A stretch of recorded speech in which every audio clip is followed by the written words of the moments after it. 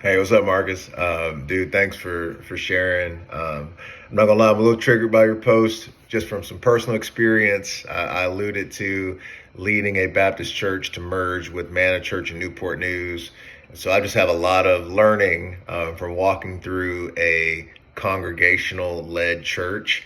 But I did appreciate the way that you outlined that transition from the pastor deacon leadership model to a more congregational form of governance. That's a huge organizational shift. And like I said, I did think you did a great job connecting it to ethical leadership. So one clarifying question that I would ask is, how would you balance organizational input with the need for decisive leadership? And here's what I mean. So the church that merged with us, they actually fractured down to about 30 people. In their heyday, they were running about 300. And it's because of their congregational form of governance, meaning they could fire the pastor without him knowing it, because there is a secret meeting on the side where a bunch of people, members, who they don't even have to attend frequently, they were on the membership rolls, and thus they warranted a vote.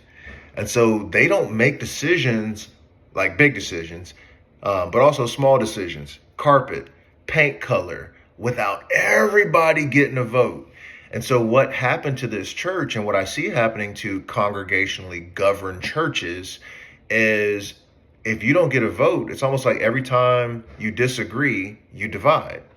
And so I do think there's a place for exactly what you said: empowering leadership, delegating decision making.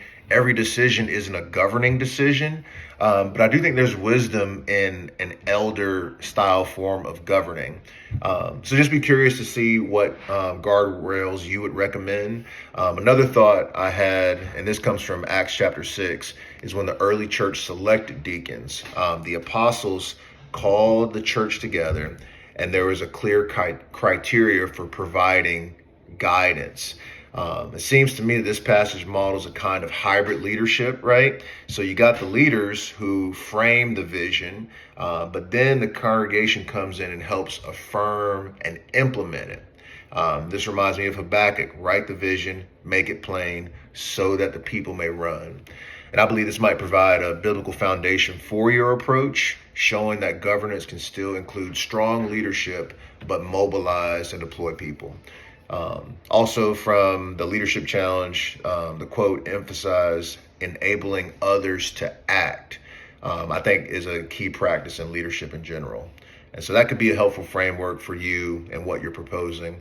And I guess another question back to you is, again, what safeguards would you put in place to make sure congregational leadership remains biblically guided and doesn't drift towards personal preference? Can't wait to hear back from you, bro. Peace.